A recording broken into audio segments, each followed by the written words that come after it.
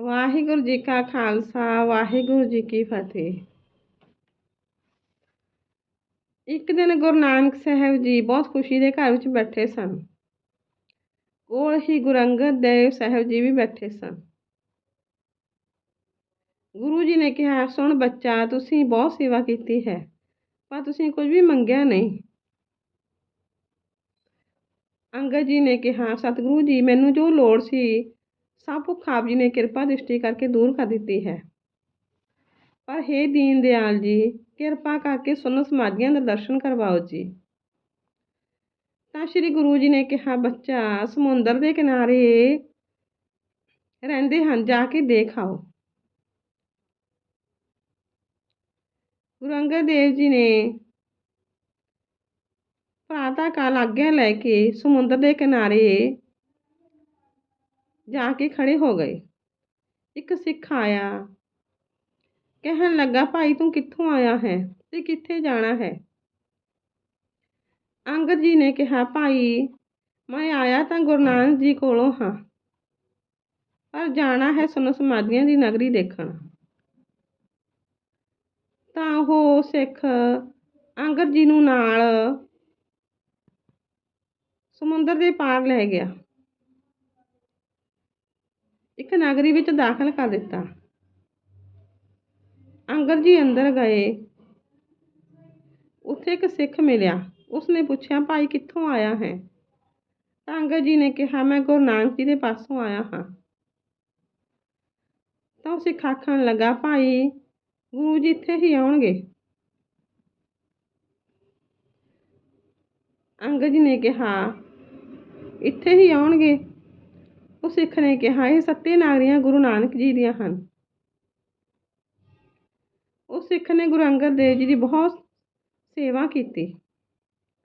ਸਵੇਰ ਹੋਈ ਤਾਂ ਅੰਗਦ ਜੀ ਨੇ ਪੁੱਛਿਆ, ਭਾਈ ਇਹ ਨਗਰੀ ਸੁੰਨ ਸਮਾਧੀਆਂ ਦੀ ਹੈ?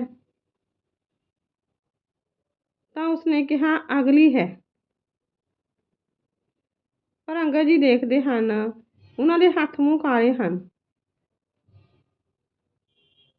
ਅੰਗਦ ਜੀ ਅਗਲੀ ਸਵੇਰ ਫਿਰ ਦੂਸਰੀ ਨਗਰੀ ਵਿੱਚ ਚਲੇ ਗਏ। ਉੱਥੋਂ ਦੇ ਲੋਕਾਂ ਨੇ ਵੀ ਅੰਗਦ ਜੀ ਦੀ ਬਹੁਤ ਸੇਵਾ ਕੀਤੀ। ਅੰਗਦ ਜੀ ਨੇ ਦੇਖਿਆ ਉਹਨਾਂ ਦੇ ਮੂੰਹ ਸੂਰਾਂ ਦੇ ਹਨ। ਅੰਗਦ ਜੀ ਨੇ ਉਸਨੂੰ ਪੁੱਛਿਆ, ਭਾਈ ਸੁੰਨ ਸਮਾਧੀਆਂ ਦੀ ਨਗਰੀ ਉਹ ਹੈ? ਤਾਂ ਉਹਨਾਂ ਨੇ ਕਿਹਾ, ਸੁੰਨ ਸਮਾਧੀਆਂ ਦੀ ਨਗਰੀ ਅਗਲੀ ਹੈ। ਤਾਂ ਅੰਗਦ ਜੀ ਅੱਗੇ ਚਲੇ ਗਏ। ਉਹਨਾਂ ਨੇ ਵੀ ਬਹੁਤ ਸੇਵਾ ਕੀਤੀ। ਤੇ ਕੀ ਦੇਖਦੇ ਹਨ, ਉਹਨਾਂ ਦੇ ਮੂੰਹ ਪਿੱਛੇ ਨੂੰ ਹਨ। ਰਾਤ ਨੂੰ ਰਹਿ ਕੇ ਸੁਬਾਹ ਨੂੰ ਫਿਰ ਅੱਗੇ ਚਲੇ ਗਏ। ਉੱਥੋਂ ਦੇ ਲੋਕਾਂ ਨੇ ਵੀ ਅੰਗਦ ਜੀ ਦੀ ਬਹੁਤ ਸੇਵਾ ਕੀਤੀ। ਕੀ ਦੇਖਦੇ ਹਨ, ਉਹਨਾਂ ਦੀਆਂ ਧੌਣਾਂ ਵਿੱਚ ਕਿੱਲੀਆਂ ਠੁਕੀਆਂ ਹੋਈਆਂ ਹਨ। ਉਹਨਾਂ ਨੂੰ ਪੁੱਛਿਆ, ਇਹ ਸੁੰਨ ਸਮਾਧੀਆਂ ਦੀ ਨਗਰੀ ਹੈ? ਤਾਂ ਉਹਨਾਂ ਨੇ ਕਿਹਾ, ਨਹੀਂ, ਇਸ ਤੋਂ ਅਗਲੀ ਹੈ। ਤਾਂ ਅੰਗਦ ਜੀ ਅੱਗੇ ਚਲੇ ਗਏ। ਉਹਨਾਂ ਨੇ ਵੀ ਅੰਗਦ ਜੀ ਦੀ ਬਹੁਤ ਸੇਵਾ ਕੀਤੀ, ਪਰ ਉਹ ਨਗਰੀ ਅਪੱਛਰਾਂ ਦੀ ਸੀ। ਰਾਤ ਪਈ, ਬਹੁਤ ਸੁੰਦਰ ਸੂਟ ਵਾਲੀਆਂ ਇਸਤਰੀਆਂ ਆਈਆਂ। ਉਹਨਾਂ ਨੇ ਮਨੁੱਖ ਉਲਟੇ ਕਰਕੇ ਟੰਗ ਦਿੱਤੇ ਅਤੇ ਉਹ ਪੁਰਖਾਂ ਨੂੰ ਖਾਣ ਲੱਗੀਆਂ ਤੇ ਉਹ ਵਿਚਾਰੇ ਹਾਈ ਹਾਈ ਕਰਕੇ ਪੁਕਾਰਨ ਲੱਗੇ। ਉਹਨਾਂ ਨੂੰ ਪੁੱਛਿਆ, ਸੁੰਨ ਸਮਾਧੀਆਂ ਦੀ ਨਗਰੀ ਉਹ ਹੈ? ਤਾਂ ਉਹਨਾਂ ਨੇ ਕਿਹਾ, ਉਸ ਤੋਂ ਅਗਲੀ ਹੈ। ਗੁਰੂ ਜੀ ਉਸ ਤੋਂ ਅੱਗੇ ਚਲੇ ਗਏ। ਕੀ ਦੇਖਦੇ ਹਨ, ਉੱਥੋਂ ਦੇ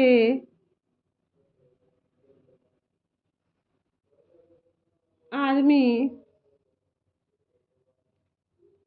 ਅਸਵਾਰ ਹੋ ਕੇ ਆਕਾਸ਼ ਮਾਰਗ ਤੋਂ ਆਏ ਹਨ। ਕੁਦਰਤ ਦੀਆਂ ਮੰਜੀਆਂ ਆਈਆਂ, ਸਭ ਬੈਠ ਗਏ। ਇੱਕ ਮੰਜੀ ਅੰਗਦ ਜੀ ਨੂੰ ਵੀ ਮਿਲੀ। ਫਿਰ ਖਾਣੇ ਦੇ ਥਾਲ ਆਏ। ਸਾਰਿਆਂ ਨੂੰ ਆਪੋ ਆਪਣਾ ਪ੍ਰਸ਼ਾਦ ਮਿਲਿਆ। ਛਕ ਕੇ ਸੌਂ ਗਏ। ਸਵੇਰ ਹੋਈ ਤਾਂ ਉਹ ਜਾਂਦੇ ਨਜ਼ਰ ਨਾ ਆਏ।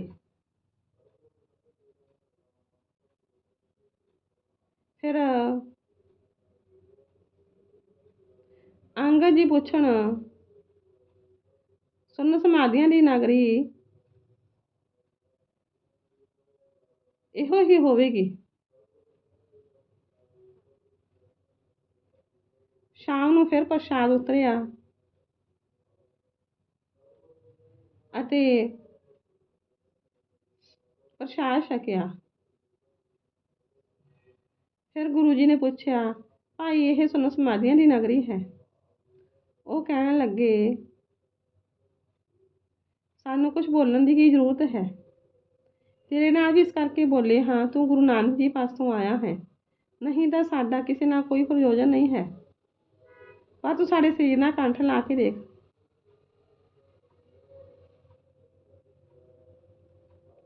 ਜਦੋਂ ਗੁਰੂ ਅੰਗਦ ਜੀ ਨੇ ਉਹਨਾਂ ਦੇ ਸਰੀਰ ਨੂੰ ਆਪਣੇ ਕੰਨ ਲਗਾਇਆ ਤਾਂ ਉਹਨਾਂ ਦੇ ਸਰੀਰ ਵਿੱਚੋਂ ਤੇ ਕੰਠ ਵਿੱਚੋਂ ਵਾਹਿਗੁਰੂ ਵਾਹਿਗੁਰੂ ਦੀਆਂ ਆਵਾਜ਼ਾਂ ਆ ਰਹੀਆਂ ਸਨ। ਜਦੋਂ ਇਹ ਦੇਖਿਆ ਤਾਂ ਅੰਗਦ ਜੀ ਨੇ ਪੁੱਛਿਆ, ਪਹਿਲੀ ਨਗਰੀ ਦੇ ਲੋਕਾਂ ਦੇ ਹੱਥ ਮੂੰਹ ਕਾਲੇ ਹਨ,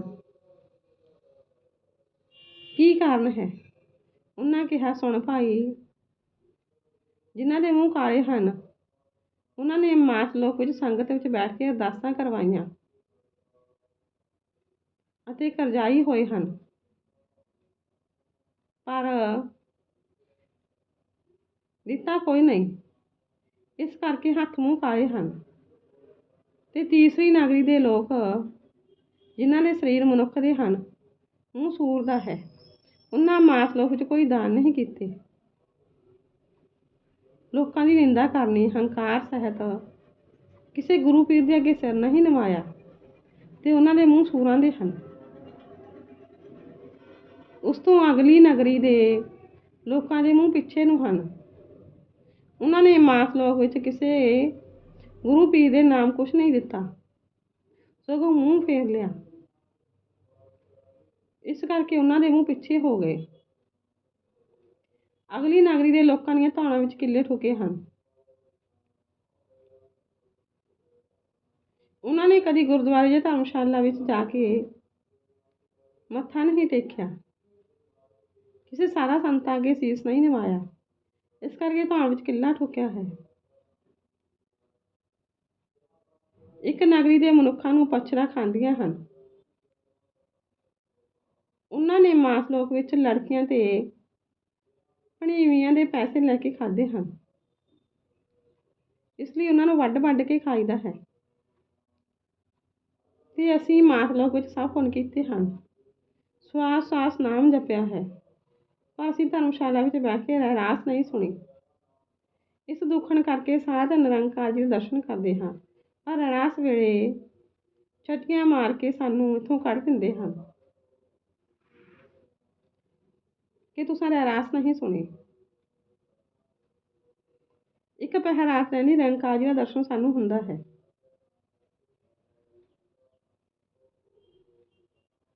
ਤਾਂ ਗੁਰੂ ਅੰਗਦ ਜੀ ਨੇ ਕਿਹਾ, ਭਾਈ ਮੈਂ ਗੁਰੂ ਜੀ ਪਾਸੋਂ ਇਹ ਕੌਤਕ ਦੇਖਣ ਲਈ ਆਇਆ ਸੀ, ਹੁਣ ਮੈਂ ਗੁਰੂ ਜੀ ਪਾਸ ਜਾਣਾ ਹੈ।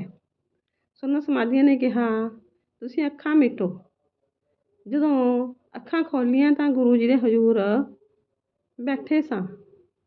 ਗੁਰੂ ਜੀ ਦੇ ਅੱਗੇ ਮੱਥਾ ਟੇਕਿਆ ਤਾਂ ਬਾਬਾ ਜੀ ਨੇ ਕਿਹਾ, ਬੱਚਾ ਸੁੰਨ ਸਮਾਧੀ ਦੇਖੇ ਹਨ? ਤਾਂ ਗੁਰੂ ਜੀ ਨੇ ਕਿਹਾ, ਮਹਾਰਾਜ ਜੀ ਤੇਰਾ ਸਦਕਾ ਸੁੰਨ ਸਮਾਧੀ ਮੈਂ ਦੇਖੇ ਹਨ। ਸਾਖੀ ਸੰਪੂਰਨ ਹੋਈ। ਵਾਹਿਗੁਰੂ ਜੀ ਕਾ ਖਾਲਸਾ, ਵਾਹਿਗੁਰੂ ਜੀ ਕੀ ਫਤਿਹ।